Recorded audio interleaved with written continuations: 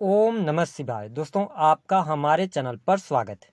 आज के इस कार्यक्रम में हम आपको जानकारी देने वाले हैं राहु केतु के प्रभाव के बारे में। जी हाँ, यदि आप वृषभ लग्न या वृषभ राशि वाले हैं तो साल 2025 में राहु केतु के प्रभाव के कारण आपके जीवन में किस प्रकार की परिस्थितियों का निर्माण होगा, कौन सी महत्वपूर्ण घटनाएं आपके जीवन में घटित होने वाली हैं, विस्तार से हम चर्चा करेंगे। लेकिन आपको बता दें कि इस वर्ष साल 2025 में राहु केतु का जो ट्रांजिट है, राहु जनवरी से लेकर 18 मई 2025 तक आपके 11th हाउस से गोचर करेंगे। वही केतु की स्थिति पंचम भाव में रहेगी और 18 मई के बाद राहु केतु अपना राशि परिवर्तन करेंगे और साल के अंत तक राहु कुंभ राशि में, वही केतु सिंह राशि में रहने वाले हैं। तो आपके लिए राहु केतु का पूरे वर्ष भर क्या प्रभाव रहेगा, दो पार्ट में हम जानेंगे। पहले पार्ट में यह जानेंगे कि जनवरी से लेकर मई 2025 तक क्या परिस्थितियां रहेंगी और मई 2025 के बाद से लेकर दिसंबर 2025 तक राहु केतु आपको किस प्रकार का प्रभाव देंगे। तो चलिए वीडियो की शुरुआत करते हैं। उससे पहले यदि आप चैनल पर पहली बार विजिट कर रहे हैं तो चैनल को सब्सक्राइब कर लीजिएगा, नोटिफिकेशन बेल को ऑन कर लीजिएगा। वीडियो पसंद आए तो लाइक और शेयर जरूर कीजिएगा। देखिए, वृषभ राशि वालों, जब हम आपके लिए बात करते हैं तो पिछले 2-2.5 वर्षों से आपने देखा है कि आपके पास पैसे की आवक लगातार बनी रही, यानी पैसा आपके पास में आ रहा था।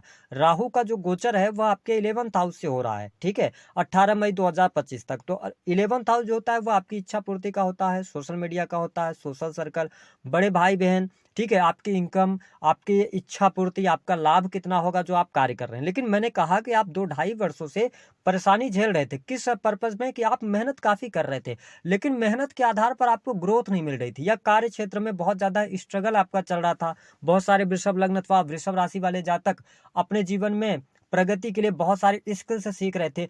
अब वह टाइम आएगा जब जनवरी 2025 के बाद से आपकी जो स्किल्स आपने पिछले समय में जो आपने नींव तैयार करी है उसका प्रतिफल अब आपको प्राप्त होगा, यानी कि आपके लाभ में वृद्धि होगी। धन की स्थिति में आपके लिए सुधार होता हुआ नजर आ रहा है।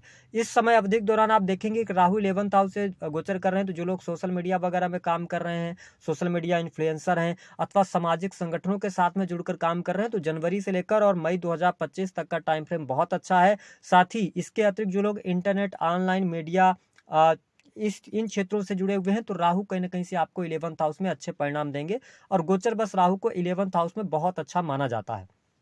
अब आप देखें कि केतु की उपस्थिति आपके पंचम भाव में, लेकिन अच्छी बात आपके लिए यह रहने वाली है कि राहु 11th हाउस में है तो केतु की स्थिति जब पंचम भाव में, तो देवगुरु बृहस्पति 15 मई 2025 तक आपके पंचम भाव को देखने वाले होंगे। तो कहने का यह मतलब है कि वृषभ राशि वालों, यह जो टाइम रहेगा यह आपके संतान सुख के लिए बहुत अच्छा रहेगा, फैमिली प्लान करने के लिए बहुत अच्छा रहेगा, संतान प्राप्ति का योग बनेगा। केतु फिर जिस हाउस में बैठते हैं उस भाव से डिटैच करते हैं, लेकिन देवगुरु बृहस्पति के एस्पेक्ट के कारण कहीं ना कहीं से संतान के आप में लगाव भी रहेगा। संतान की पढ़ाई लिखाई को लेकर आप बहुत ज्यादा, मतलब हम ये कह सकते हैं, सजग रहेंगे। तो ये चीजें बहुत बढ़िया रहेंगी। वही जो लोग किसी भी प्रकार के आर्ट के फील्ड से जुड़े हैं, कला से जुड़े हुए हैं, कंसल्टेंसी का कार्य करते हैं, तो बहुत अच्छा प्रदर्शन जनवरी से लेकर मई 2025 तक आप करने वाले। हालांकि जो बेहतर रिजल्ट्स आपको देखने को मिलेंगे वृषभ राशि वालों, वो 5 फरवरी के बाद से धीरे धीरे समय आपके लिए अनुकूल होता नजर आएगा। और मैंने कहा कि यह जो साल रहेगा, आने वाला केवल 1 वर्ष नहीं, वृषभ राशि वालों आपके जीवन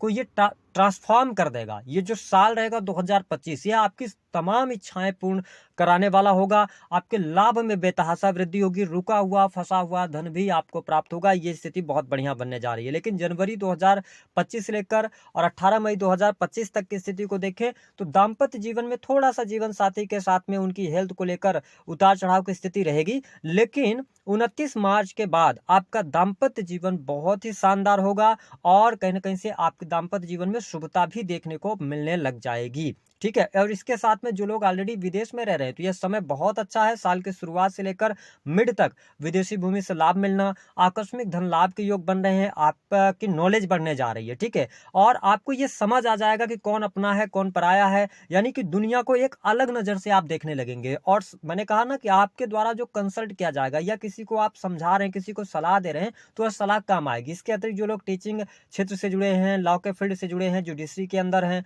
या लिखा पढ़ी का काम करते करते हैं उनके लिए बहुत अच्छा समय रहेगा। जो लोग बिजनेस व्यापार कर रहे हैं उनके लिए भी साल की शुरुआत काफी अच्छी रहने वाली है। अब देखें, बहुत सारे वृषभ लग्न अथवा वृषभ राशि वालों जो गोचर के आधार पर समय बन रहा है वो 5 फरवरी के बाद ट्रेमेंडस टाइम आपके लिए शुरू होगा और राहु केतु का इंपैक्ट आपके लिए बहुत अच्छा रहेगा। लेकिन अब यहां पर 18 मई 2025 के बाद जब राहु आएंगे आपके 10th हाउस में, तो देखिए राहु जब शनि की राशि में जाएंगे और शनि की स्थिति आपके लिए बहुत अच्छी रहेगी। 11th हाउस में ये गोचर करेंगे 29 मार्च के बाद से।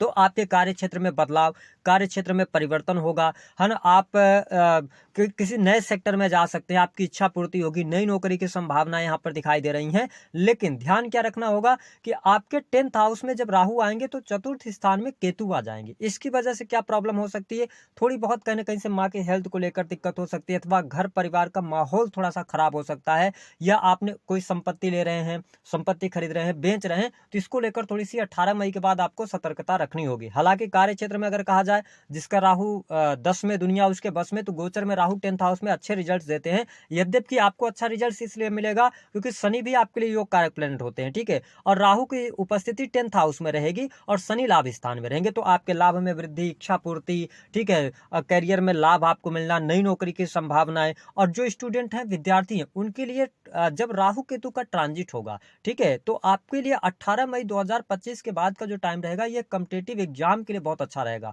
ठीक है। आपकी पढ़ाई लिखाई तो शुरुआत में अच्छी है, लेकिन अगर आप कंपटीशन का एग्जाम देना चाहते हैं, किसी भी प्रकार की प्रिपरेशन कर रहे हैं, बैंकिंग सेक्टर हो गया, लॉ का फील्ड हो गया, एजुकेशन लाइन हो गया, किसी भी प्रकार के टेक्निकल फील्ड हो गए, तो इन सभी सेक्टर्स में आपको बहुत अच्छे बेनिफिट 18 मई 2025 से लेकर दिसंबर 2025 तक मिलने जा रहा है। साथ ही ऐसे लोग वृषभ राशि वाले जो टेक्निकल फील्ड की नॉलेज लिए हैं, कोई स्किल्स लिए हैं, कोई आपने टेक्निकल पढ़ाई करी है, तो अब उसको इम्प्लीमेंट और उससे लाभ लेने का टाइम आएगा। तो कहीं ना कहीं से आपके करियर में सफलता आपको प्राप्त होगी।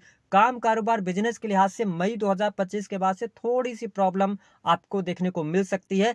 कब? जब आप अंधविश्वास करेंगे, यानी कि अगर आप पार्टनरशिप में काम कर रहे हैं तो फिर थोड़ी सी प्रॉब्लम आएगी, लेकिन अगर आप इंडिविजुअल कोई बिजनेस व्यापार कर रहे हैं तो आपके लिए बहुत अच्छा समय रहेगा। जो लोग मैन्युफैक्चरिंग यूनिट का काम करते हैं, रिसर्च, अकल्ट, एस्ट्रोलॉजी, या आजकल बहुत ज़्यादा ट्रेंड में चल रहा है, जो लोग शेयर मार्केट के रिसर्च अथवा सर्विसेज प्रोवाइड कराते हैं, लोगों को गाइड करते हैं, अगर आप इस सेक्टर से जुड़े हैं तो मई के बाद का टाइम फ्रेम बहुत अच्छा यहाँ पर रहने वाला है। लेकिन प्रॉब्लमेटिक समय वही मैं बता रहा हूँ कि जो आपके पुराने मित्र होंगे वो मित्र आपके छूट सकते हैं, और आप देखेंगे कि मई 2025 तक आपका प्रेम संबंध बहुत अच्छा रहेगा। अगर आप प्रेम विवाह की तरफ आगे बढ़ना चाहते हैं तो आपके लिए विवाह के सुंदर अवसर बन रहे हैं, ठीक है, प्रेम विवाह भी होने का योग बहुत अच्छा बनता है।